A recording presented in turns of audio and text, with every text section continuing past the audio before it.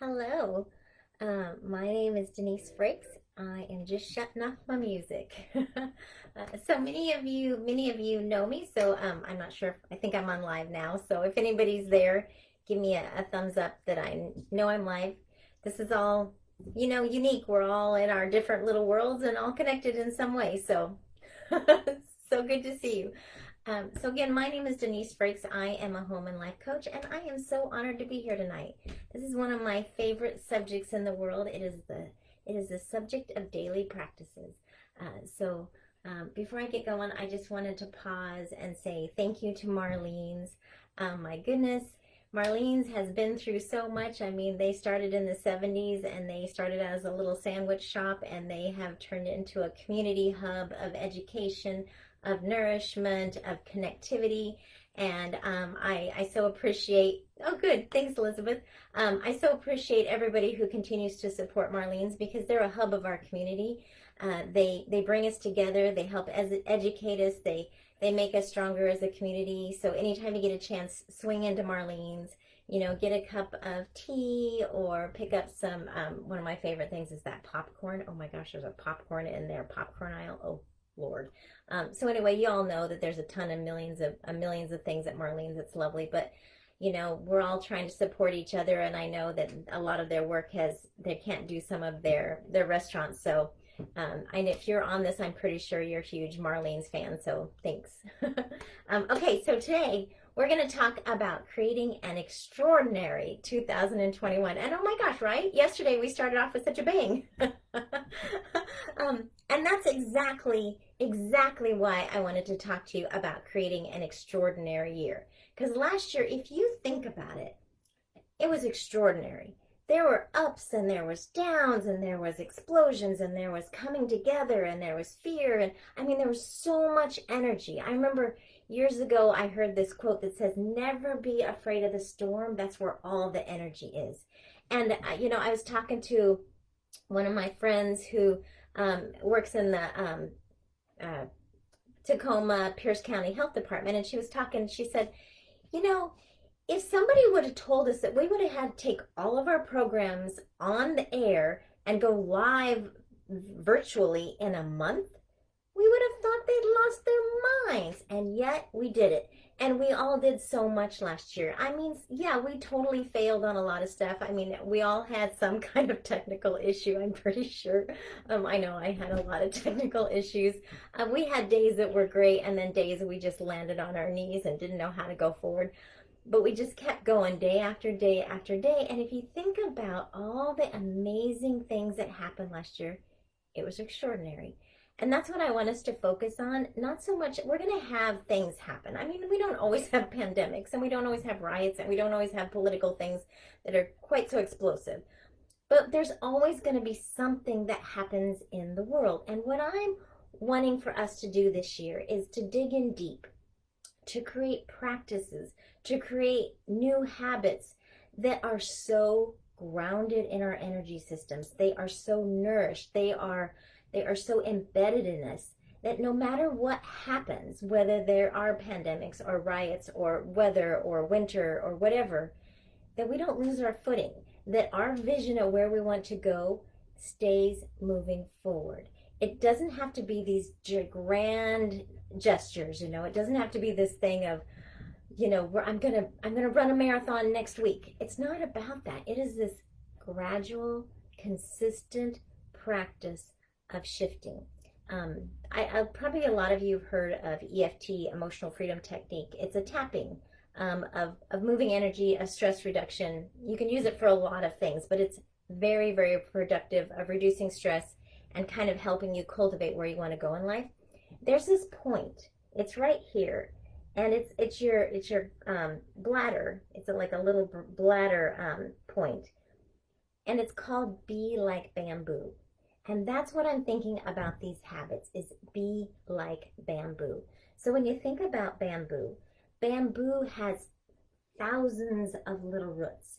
They have so many little roots that if a big storm hits a bamboo plant, it doesn't get ungrounded. You don't ever see a bamboo plant just falling over and its roots going. It's kind of like a fern plant. Those both have so many roots that they don't fall over. It may bend over, it may sway over, but then as soon as the storm finishes, it goes, yeah, whatever. It's like, I always think of it as like this little old martial arts person who's the master of knowing how to deflect energy, and like this gale force hits them and they're like, yeah, whatever, go on through. That's what I want these habits to be.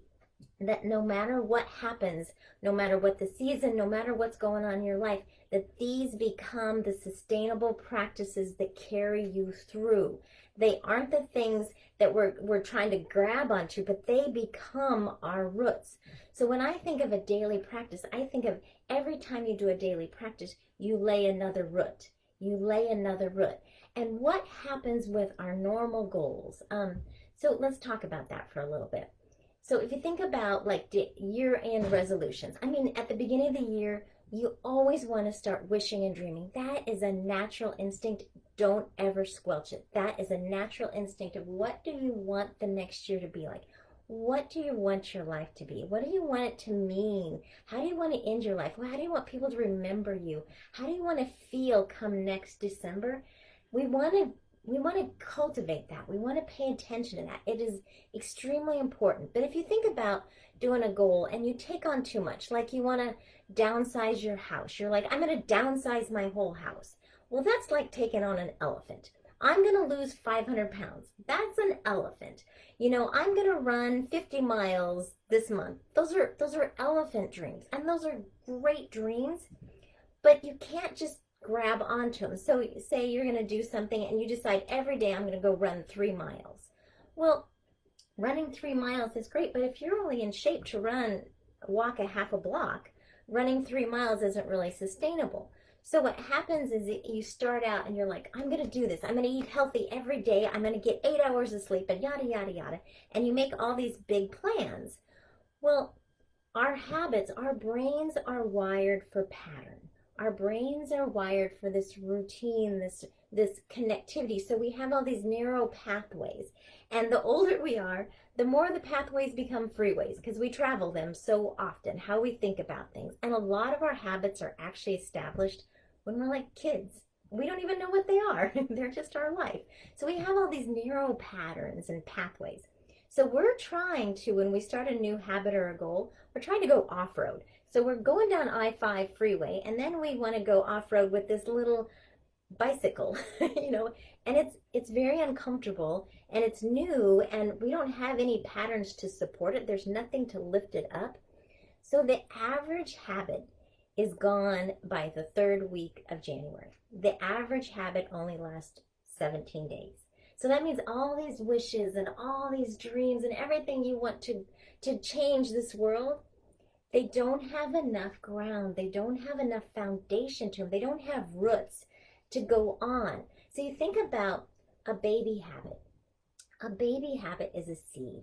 You're planting a seed. So you think about, you have this field out back of your house, and it's just full of blackberries. These are all your existing habits, and some of them are good, some of them aren't so great.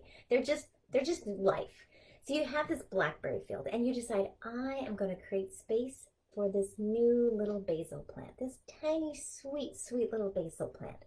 So you clear off some ground, you dig it up, you nourish the ground, you create this circle in this blackberry plant, and you plant a basil plant. Well, it's going to take a while for that little basil plant to even sprout. It's not even germinated. It's just a little seed. And it requires daily care, daily love, until it just sprouts a little plant. And then even then, it takes a while before it gets rooted and the soil gets used to not being blackberry plants. If you just put a seed in the ground like a goal, and you don't keep cultivating space around it, you don't give it daily love, it won't take very long before those old habits just embed it again, and you won't even see it.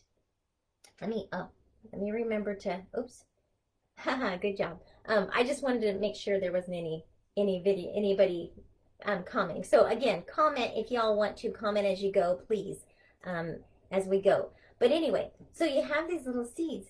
So that's what we're trying to do with a little habit, is we are trying to to nourish this little plant so it grows deep, deep roots. And maybe a basil plant isn't quite what we want. Maybe we want to plant an acorn because we want to grow an oak tree. And so it takes a while for an oak tree to establish roots and deep, deep roots, right? So that's what we're growing. We're just planting seeds and growing things. And so how do we do that? How do we go from these wishes and dreams into daily practices that really sustain us? Part of it is just understanding how our science works. So you think about that 3-week thing. So you always hear the average habits takes 21 days. The average habit does not take 21 days. The average habit takes about 66 days to get embedded. And even then, you just have baby roots. You don't have this giant tree or a big bamboo plant. You just have this little baby plant in 66 days. It takes about an average of 264 days for a complicated habit to get grounded. If you want to become a master at something, it takes about 1,000 days. So that's why this little practice becomes so important, because there's a natural thing, and there's a great book if you want to, where did I put this book? Oh, here it is. If you want to learn a little bit more about this, I love this book. I love James Clear, his Atomic Habits. Great book if you want to play a little bit more about habits. But James talks about what's called the Valley of Disappointment, and I made a little chart for you. So as you start a little practice, you're kind of going up and you're moving, and here's your goal. You know, you're trying to shoot up there. That's kind of weird going backwards on this phone. Anyway, so as you're going in a habit, you hit this lull, and it's called the Valley of Disappointment. So you think about it, you start something new, and all of a sudden your brain starts going, oh, I don't think it's really doing anything. It's hard. This is stupid. I'm never going to get anywhere. I really feel like a pie versus a salad. I don't like this. This is horrible. You start getting that mind chatter, and you start doubting your wisdom of doing it. If you've made your goal too hard, it's going to get really loud. But if you do this tiny little practice where it's like, no matter what you do, you can totally do this tiny practice, your voice calms down.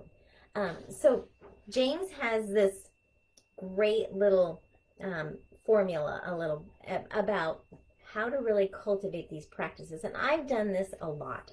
The first 2 practices I did them by accident. I'm around ninth grade, my parents got divorced, and I was just terribly sad. I was just, my whole life just felt like it had come crashing down. And, you know, after COVID, I'm sure a lot of you might feel like that, because this has been one Lulu of a year, and depending on what was going on in your life, it could have been really overwhelming to you about, you know, just life in general. So in 9th grade, my parents got divorced. I was sad, and some wise person, I haven't the foggiest idea who this wise person was, they said, Denise, just pretend like you're happy. You don't actually have to be happy, but pretend like you're happy. And I don't know why, I was just one of those easy kids, and I went, okay. So I started like pretending I was happy, and every day I would just put on a smile. It was fake. Internally, I didn't feel a thing, but I just kept thinking, just pretend, just keep pretending. Well, I remember one day, there was a very specific day, and I can remember, I'm 55 years old. I can remember this like it was yesterday. I remember laughing, and I remember my joy just coming back up from where, I don't know. I hadn't heard it for a long time, and I'm like, I'll be darned, it worked. My joy is back. My life isn't over, you know, and that was my first test of trying this practicing thing. I did it with a walking practice, a 15-minute daily walking practice, and I ended up walking for over 1,100 and some days, every day, never missing it. And in the journey, it wasn't about like getting at the end of having this goal. It was the journey. The journey is what became so spectacular. In that journey, I turned my life around. I turned my health around. I understood the value of it. And now to this day, I mean, that was like 20 years ago. I still go out and exercise almost every day. And I don't even think about it because it's so ingrained in my habit field. So you think about a tiny practice is every time you do something, To get a good habit, it's the frequency, it's the consistency that is by far the most important. It's not the grand gesture, it's the consistency. And it's almost better to do a tiny, tiny, tiny little practice consistently. You can start embellishing on this one little practice, but the first thing you want to do is grow the seeds. So you think about every time you do a practice, every time you do the frequency of this little practice you're doing, you do a little root. You do another little root. And then tomorrow you do another little root. And then the next day you do another little root. And in 365 days, you have 365 roots that are supporting your bamboo plant. So when the winds hit, and whether they will, because this is life, we are going to have ups and downs and smoothness and rocky roads. That is life. The key is that we continue the practice no matter what the weather is. So even if today is just, you know what breaks loose, inside you go, I'm going to do my practice, and I'm going to do it again tomorrow. And you're going to make this practice so easy. So here are the 4 keys with, exactly, everybody has to start somewhere. Thank you. So here are some of the 4 keys. And I love these exercises or these tips because they have proved to be true in my own life, my own practices. So the first one is, if you're going to be doing a habit or a practice, make it super obvious. Don't randomly go, I'm going to do something that I feel better at. So one of the practices I'm doing right now is, as soon as I wake up, I smile and I say thank you. And as soon as my feet hit the ground, I stand up and I smile and I say thank you. So before I've done anything, I have smiled, I have got out of bed, I have not hit the snooze alarm, I've got out of bed, I go in and I wash my face, I stretch, I say thank you, I open up the day. And so the very first thing I do is cultivate gratitude and joy. I expand my energy system, I smile, that's the very first thing I do, and that is my practice. It is so small, and I've cultivated it where now my morning practice is about 2 hours. But the key is, as soon as I hear the alarm, I smile, I say thank you, I hit my ground, I stand up, I move in a graceful, like a beautiful flow. I'm not like, you know what I mean? You go in there, you wash your face, you wake up and you stretch and you're grateful and happy and you're smiling. That is how I start every day. So you want to make it super, super obvious. So it's maybe tied to a time of day. Time of day habits are very, very powerful because we tend to be very habitual in our routines. So if you have already an embedded habit, an embedded routine, it's really easy to sneak in a little practice around it. Like every time you wash dishes, play music, sway and dance. Every time you get in car, deep breathing. Every time you brush teeth, stand on one leg. You can add these tiny practices, but you want to make it super obvious, because if it isn't, you'll forget. You'll get sidetracked. You're not very clear what it is. So be very, very clear and make it obvious, like right in front of you, blah, blah, blah. You want it that clear. 2, you want to make it super attractive. You want to make it where you want to do it. You want to have it so it's kind of fun, like my morning practice. Waking up at 6 o'clock every morning, no matter what, is not always fun. But waking up feeling happy and feeling nourished, and where I'm expanding my radiant energy system and I'm getting my radiant energy system flowing and I feel gratitude and thankful, that makes it attractive, because I'm creating that in my system, that it's naturally, I'm going to wake up happy, because that is one of my long-term goals, is to have a joyful life. So in order for me to have a long-term goal of a joyful life, which would be hard to quantitate or put into quantity, is that right? I start with a tiny, tiny little practice, which is basically a 2-minute practice, which is expanded into about a 2 hour, but the key, the core of it, is the beginning of it, the planting seed. 3, make it so easy. And this is so important. let me swing down here, make sure I'm not missing anything. Make it so, so, so easy.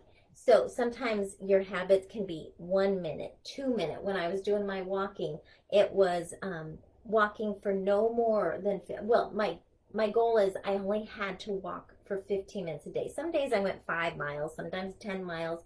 Sometimes it was 10 o'clock at night and I was marching in place for 15 minutes. But no matter what, I just did 15 minutes of walking. I made it so simple. So no matter whether it was stormy outside, I had company, I was sick, I was busy, yada, yada, yada, life happened around me. Life is going to happen around you, but if you make your goal so safe, so simple that you can do it in any condition, any weather, whether there's a pandemic and not a pandemic, you can do it. That is going to grow those deep roots. If you make it too complicated where it's like, I just need a block of 4 hours twice a week. But if you can say 15 minutes a day, 5 minutes a day, one song, do something so simple that it's repeatable, you can always expand on it. And I think of this as you start by, you have the one tiny little goal and you just want to consistently, persistently, frequently do it, and then expand it and improve it 1% every day. So if, say you're downsizing your house or simplifying your house, so maybe you want to tidy up. Maybe the practice is to tidy up your mail. You do that one tiny little practice, and that is your practice of making mail sorting joyful. And the key is you do it every day, and every day you just do it 1% better. Just 1% better. I'm just going to try to make it more enjoyable, a little bit more efficient.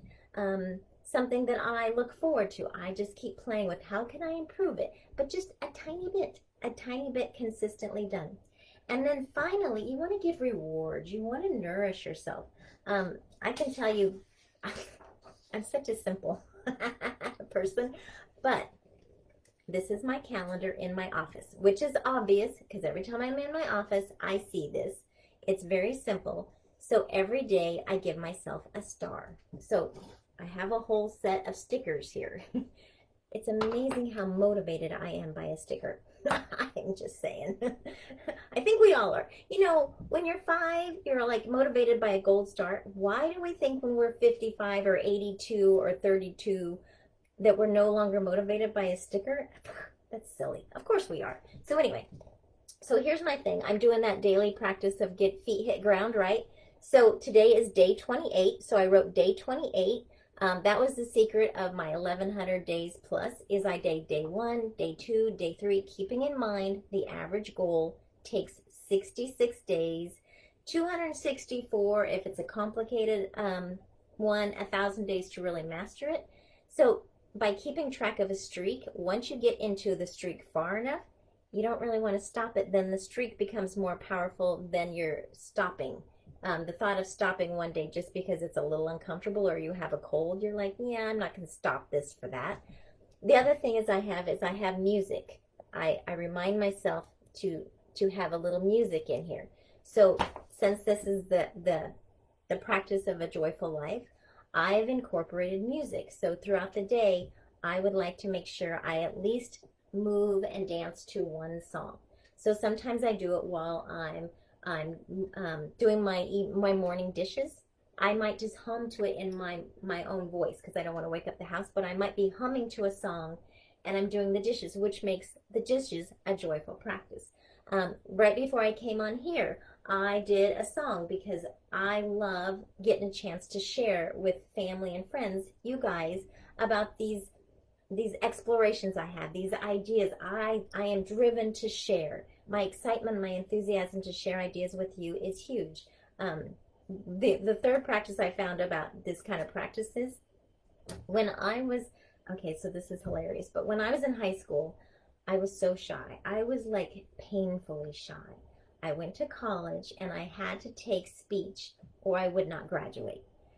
I ended up going to a whole nother university. My dad lived in Oregon at the time. I ended up going to downtown Portland to take speech so nobody I knew would see me. Now, why I think that going to a whole nother city in downtown Portland to take a class on an unknown university was less stressful than somebody seeing me that I knew, I have no idea. It didn't make sense. But there was an interesting thing that happened along the way. I remember doing a contrast and comparison speech. On that contrast and comparison speech, somewhere in there, my enthusiasm for sharing new ideas overshot my fear of being ridiculed or embarrassed. And of course, at first, oh my gosh, the first few years I was doing public speaking, I was so shy. It was torturous. I had panic attacks. My husband had to talk me off cliffs. It was not pretty. And I still completely flub up sometimes, you know. But creating a joyful experience has become a practice. And also, I've gotten neural pathways. At first, I had no neural pathways of public speaking. Trust me, none.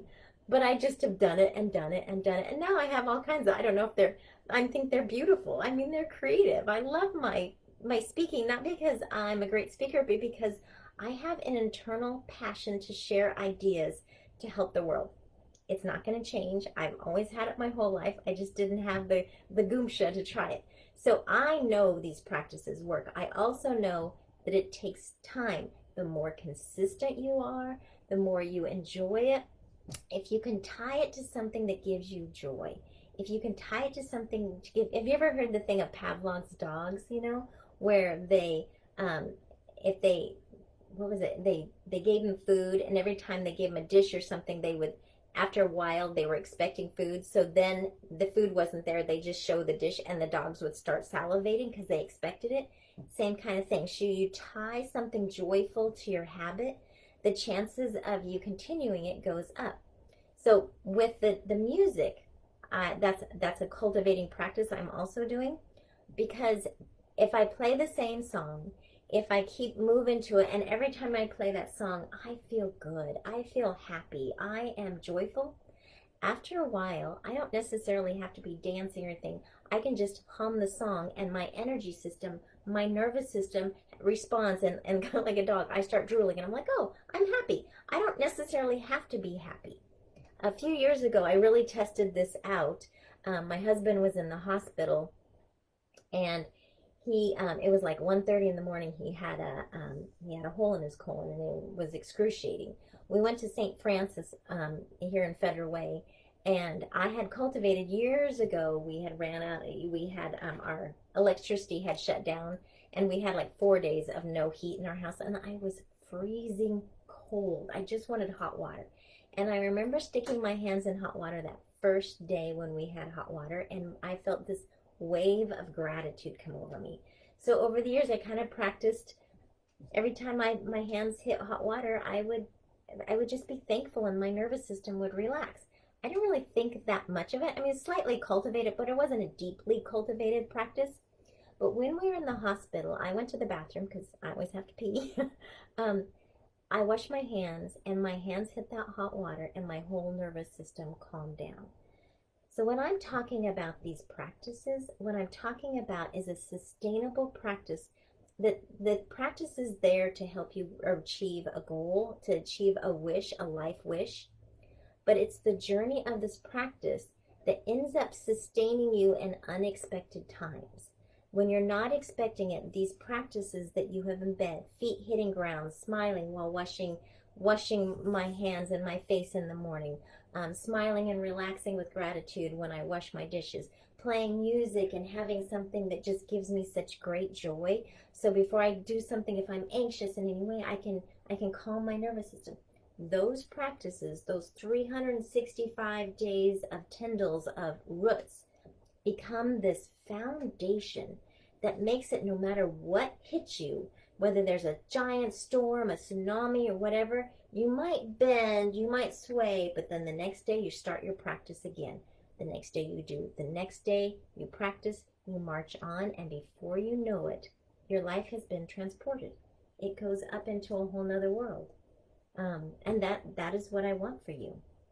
I want you to be able to achieve your wishes, and what your wishes are really like wind in your sail. I think Marianne Morrison, I love that. I heard that one time. The reason you want to have a goal and a wish and where you want your life to be is because you need to have something. You need a shooting star to help you forward. If you start paddling across a lake, if you don't know where you're going, you're just gonna paddle in circles. You need to have a vision of where you want to go. If you go on a journey, you need to have it. If you're in a sailboat, you need to have wind. It's like the wind in the sailboat to get you going.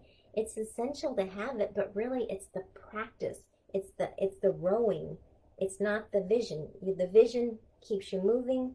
The rowing gets you there. And so the goals are actions. The goals are always actions, but tiny actions. So you make it obvious. You make it super satisfying, where you're wanting to do it. It's attractive. You're associating with something that you love. Um, you want to make it uber easy, like uber easy. I mean, simplify it. You can always complicate it. On any day you have more time and energy, you can always up it up a couple shots. But you want to make it so simple, so sustainable that you can do it frequently, consistently, persistently, no matter what's going on in your life. You can always add to it. And you want to have it be rewarding, where you're keeping track of it. You're giving yourself a gold star. You're giving yourself a pat on the back. You're acknowledging that you're doing something. You're keeping track of it. Day 1, day 2, day 3. Make it embedded into your life. And that practice will sustain you. That practice will help you get to wherever you want to go. And you can also use these practices, the same kind of thing, if you have habits that aren't so good. So one little thought, and I was just reading about this today and I liked it. So if you have a habit, probably the easiest habit that we all have right now is this: cell phone. Hello. Did you know that we are responding to our cell phones as if it is a gambling addiction? Because every time we get that, we have these random positive reinforcements that lights up the same part of our brain as if we have a gambling addiction. So if you want to avoid having this run your life, then where you want to make our good habits super, super easy, you want to make your bad habits super, super hard. So if you say in the evening you really want to have family time, you take the phone out of the room and you put it in a whole other room. You need to have it out of sight, out of mind, and you can shut it off. Matter of fact, I don't know if I can do this, but a friend of mine showed me how to do this real quick. Okay, so if you flip it over to here, this is an iPhone, so I'm not sure about the Androids. There's a little half moon. You can poke that and it won't ring during a certain time. So you might want to set your timer of maybe 2 hours of no cell phone, or during dinner or something like that. But you make your habits that you don't want to do super hard. It's kind of like if you don't want to eat fast food and junk food, don't put it in your house. If you want to go have it, you have to leave your house to go. It has to be harder. You can't just go into the pantry and start. It can't be staring you in the face. You need to make them harder. So make your bad habits really, really hard, and the ones you want to cultivate super, super easy. Let me see if there's anything else. Oh, I had a thing I wanted to read to you. So this book, Simple Abundance, love this book. I kind of go back to it. Sometimes I'm like, yeah, whatever. And then every once in a while I'll just read a passage. I'm like, that's so nice. So this was actually, I read this in December 28th. And it said, the first time you actually do it differently, whether you're delighted or disappointed in the results, you throw a pebble in the pond. The pebble sends out tiny, barely visible ripples of movement towards the center. No one else notices. But the woman who threw the pebble, or man, who threw the pebble or spent 2 hours in the kitchen cooking up simple pleasures does if she's paying attention. It's the same way with courageous acts in your daily round. They may be so small that only you realize something's going on, but one day, all of those small, indelible moments of private courage will burst through, and both you and your world will have been changed in an authentic moment. And that is absolutely true. You drop a little pebble, and a little pebble, and one day you look up and your joy has come back into your heart. Your home is simplified and it feels nourishing. It's no longer heavy. Your body feels strong and athletic. You're getting good night's sleep. You have a joyful spirit. You've connected to friends and family that maybe you felt isolated. You just start tiny, tiny little practices and just have the faith that the journey will get you where you want to go. You want to have your vision towards where you want to go, but it's the journey. It's the daily practice that becomes ritual of nourishment. And you want to keep thinking, 1% better. You're not trying to change the world. You're not trying to eat a whole elephant. All you're trying to do is paint one little toenail of the elephant. You are not trying to change everything. You are doing consistent daily practices that will nourish your soul. And then see what happens. So keep in mind, when you start these practices, you're probably going to go through the valley of disappointment. Is that right side up? Yeah. The valley of disappointment. It takes a while before you get to a sweet spot and that actually hits. It's so weird. It's all backwards.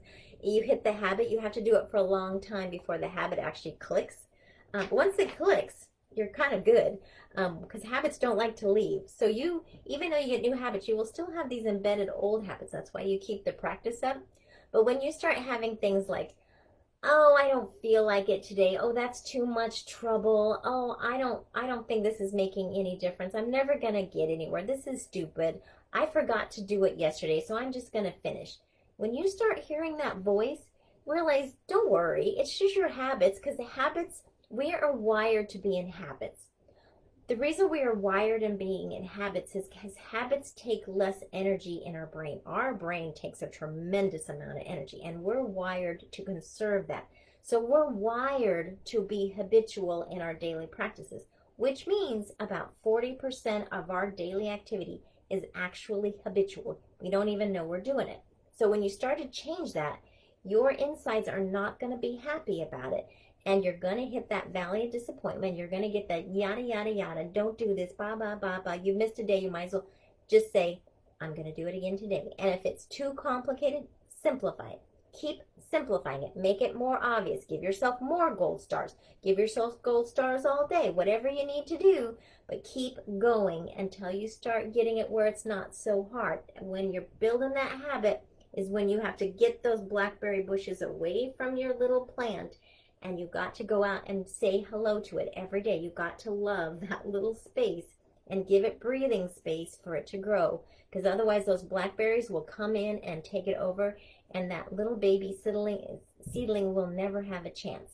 So consistency and love. Consistency and love. Does anybody have any questions? I think that's pretty much it. Couple things I do want to share with you. Next Wednesday on the 13th, the City of Federal Way, South King County Tool Library, and I will be presenting, I'm going to be doing a clutter clearing workshop on the 13th, and we're also going to be sharing a new pilot program we're going to be starting on February 4th, which is going to be a community book club on clutter clearing. I cannot wait for this. So anyway, next Wednesday, South King County Library, join us for sure. And let me think, is there anything else? Oh yes, if you need to get a hold of me, I think Elizabeth pinned my information on there. Yeah, denisefrakes.com. Feel free to message me, absolutely. If you have any questions, on that website has current links, so it'll have the link to the next week's class. And in February, I have another one coming up. It's going to be a cleaning for health class. So we have a couple different venues, but I have some partners that I'm partnering up with in the community to do some bigger events where we're going to be bringing community together to do action-oriented events, so we can kind of get these habits together, because it's easier and more fun with friends, right? So thank you all. Thank you. Happy New Year. So when you think this doesn't feel good, just keep practicing. It's a resiliency. It's a resiliency for you, no matter what the weather, no matter what the season, no matter what's going on in the world. These are practices that can sustain you, and they can be done in any situation, and they should, because to build a habit, again, it's frequency. It's how often you do it, how consistent you are in doing it, because you want to build a pattern. You want your brain to go, oh, every morning I wake up. Oh, every morning I wake up. Da, da, da, da, da. And then after a while, it's like it doesn't even think about it. And then every morning I wake up, I'm smiling, I'm happy, I wash my face. You know, I listen to music when I'm doing the dishes. It's consistent, because my vision is a joyful life. I want to finish my life joyful. I don't want the residues of life to build up. And I think last year with COVID and everything that happened in 2020, I think a lot of us got a little bit of life residue building up on us. And so this is just about clearing off life residue and cultivating the life we really want, because we're all wired for joy. And joy is like a muscle. Joy begets joy. Gratitude begets gratitude. Love begets love. The more we do it, the more we cultivate it, the stronger they become. They have to be cared for them to grow. And same thing, if we had a year of fear and anxiety and stress, we kind of cultivated that. So now we want to cultivate it the other way, back into our place of faith, a strength of confidence, of resiliency. We can totally do this. It just consistent practice and coming back together and reinforcing your behavior, reminding yourself why you want to do it. Um, and yeah, this is going to be a great year. It's going to be an extraordinary year, no matter what the weather is. So I'm gonna. Oh wait, let me make sure. Thank you. Yeah, thank you. If you guys have any questions, I'm gonna be doing more of these classes because this is not something we just do in January. You don't have to wait for January. Like, I started my practice on my birthday. I always think starting a practice is solid on a birthday because then you have a year to play. So I'm on day 28th of year 55. This is my practice of my joy. That is my practice of this year. But you don't have to wait till your birthday. You don't have to wait till January 1st. You can do it on February 1st. Wednesdays, if you're going to start a habit, Wednesdays are a delightful day to start a new habit. So are Thursdays. And Fridays, you cannot go wrong with Fridays. Sundays are quite lovely for that too. Mondays are a little shaky on starting a habit, so be a little mindful of maybe not starting a habit on Monday. Mondays tend to be a little moody. They're magical, they're delightful, but not the best day to start a project. So think about Wednesdays, Thursdays, Fridays, Sundays, Tuesdays for starting a good practice. And Saturdays aren't too bad. Mondays are the shaky one. Anything else? Get a hold of me. I do private coaching. This year I'm going to be doing more group coaching and community coaching because I think the more we come together, the more fun we have as a group, the more we support each other, the more we give each other strength when one of us falters, because we all do it. It's kind of funny because you think, oh, you see like me on TV and you're like, oh, she's always happy. No. I mean, I'm not. Last year I had the same days. I had days that I just felt like, oh my gosh, this is not going well. And then I had these practices. Those practices sustained me. So I fell down, but I kept getting up and I kept getting up because of these practices. So don't look at anybody on Facebook or anything and go, oh, they don't have anything. Every one of us had stress last year. Every one of us had good days. Every one of us had bad days. Keep track of your good days. Pay attention to the good things. Notice what you want in the world, and let's go that direction. There's a lot of stuff we could cultivate that's not really positive, but as a collective, we are strong. And let's think about what we want to have in the world, what we want to have in a country, what we want to have in a community, what we want to see in our families and with each other. That's what we want to cultivate this year. So on behalf of me, thank you so much for coming, and thank you, Marlene, for this consistent support and being here and being a foundation of our community. They have the most delightful, yummy food, which I know you all know that because it's so good. I think that raspberry crumble, oh my gosh, there's so many things I love about Marlene's. So yeah, keep supporting them. Thank you, Elizabeth, for putting on all of these events. You're amazing. I believe, as with all of Marlene's events, these are all on recording, so you can always pop into them and share them later. So if you feel like this was an inspired moment, go back and keep listening to it, or find something that speaks your language. Consistently read, see things, keep putting little seeds in your body that are in your mind that will keep cultivating the practice you want to do. You don't necessarily have to know exactly what your practice is. Pick something small, and in the practice itself, the clarity will come with the overall goal. So don't feel like, oh, I don't know exactly what I want. You know what you don't want. You know a little bit of what you want. So kind of just see something over in the shore. I want to go that direction. And then do a tiny practice to get there. The practice will give you the clarity. You don't necessarily have to have a straight on goal to begin with. You just need to know the vision. So happy New Year. Extraordinary year. Yesterday was Epiphany Day. Don't forget to write down your epiphanies. My epiphany yesterday was I wanted to savor a simple life. I want to savor that, slow down, and really enjoy this year. I don't want to rush through anything. I want to totally enjoy it and savor it. So thank you so much, and I will see you soon.